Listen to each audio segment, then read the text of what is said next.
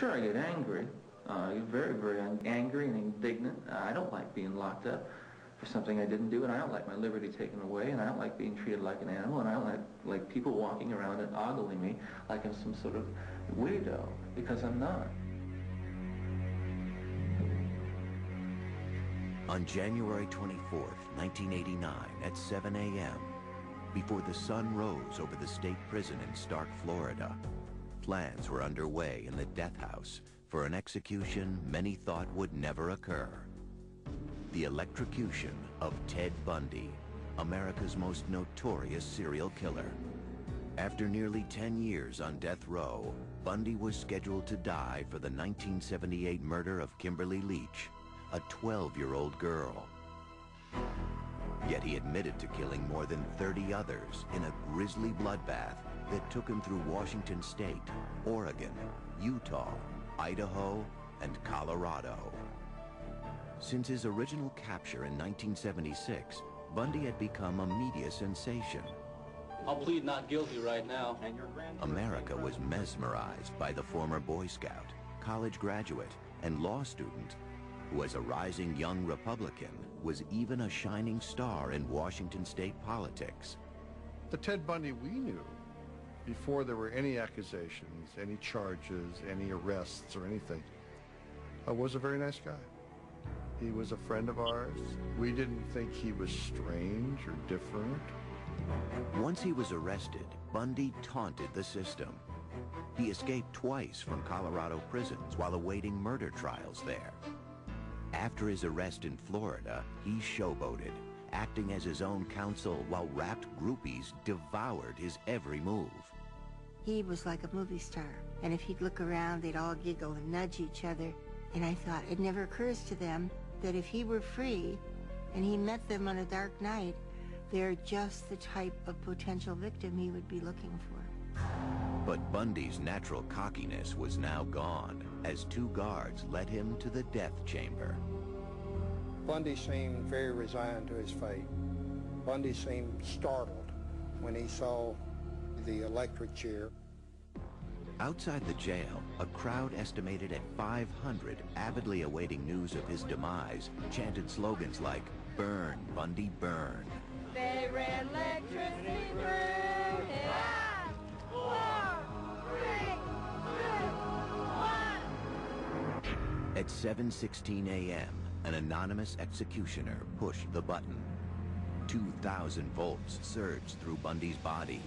Within 60 seconds, one of the worst serial killers of all time was pronounced dead. When we came out after the execution, it was almost a carnival atmosphere on the part of some of these people. Cheering, blowing of horns, celebration. He'd had an easier death than any of his victims. Some 35 women may have fallen prey to him. Only he knew the real number, and he carried that with him to his grave. Police believe Bundy's killing spree had begun in 1974, when he was 28 years old, studying law and living adjacent to the University of Washington in Seattle. He made a very, very positive impression. He was very verbal, articulate, intelligent. I guess if I were to characterize him, he looked like a young Cary Grant. But at that time, no one could guess that this clean-cut and good-looking young man was about to begin a series of rapes, tortures, murders, and dismemberments that would shock the world.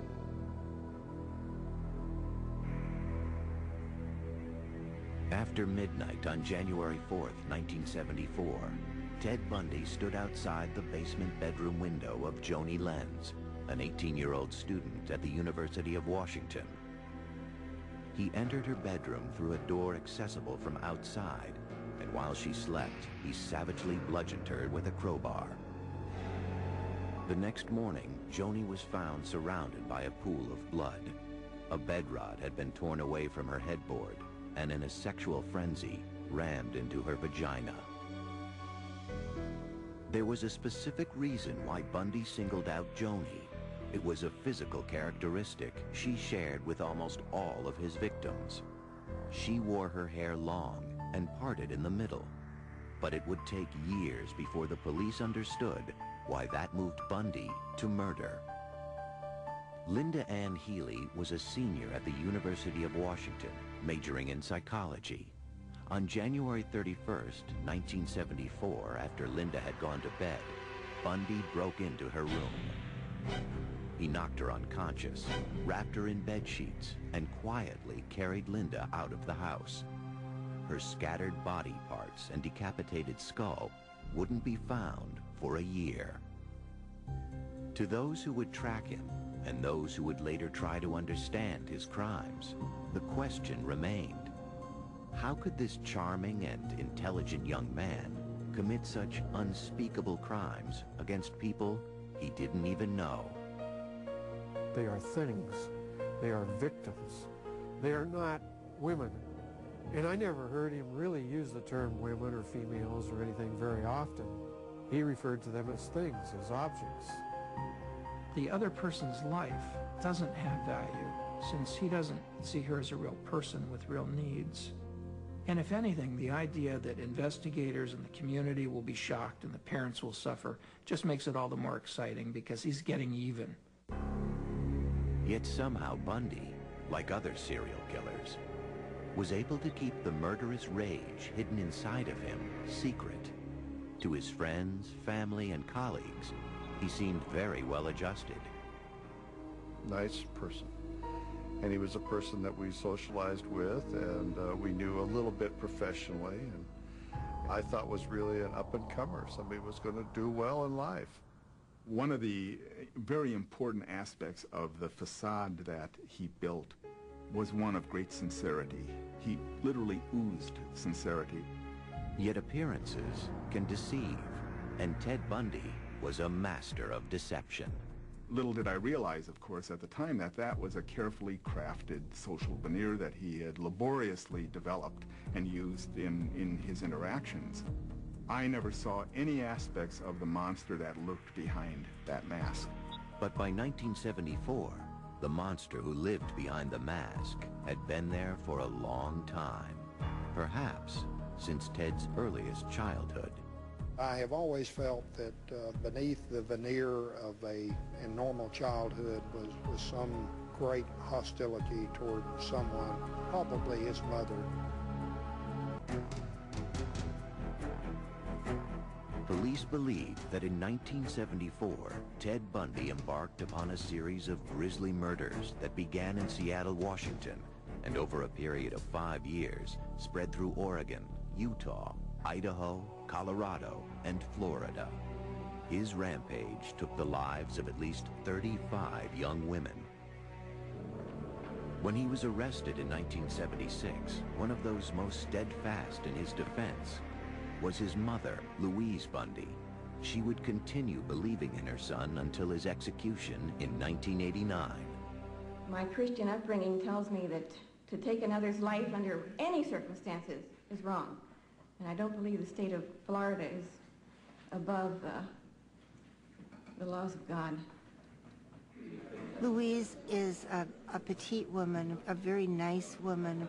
She was in denial until the night before Ted was executed, when he told her the truth. Many experts believe the seeds of Bundy's rage were planted in his childhood. He was born Theodore Robert Cowell on November 24th, 1946, in Burlington, Vermont. His mother, whose maiden name was Eleanor Louise Cowell, was a prim, modest department store clerk who had come to Vermont from her home in Philadelphia to give birth to her child, a child born out of wedlock. Ted was born illegitimate. He was born in a home for unwed mothers. His mother, I think, was about 23 then. Soon after his birth, Eleanor took Ted back to Philadelphia. It was the beginning of a tragic charade. As he grew, Ted was told that his grandparents were his mother and father, and that Eleanor was his older sister. From an early age, Ted sensed he was living a lie.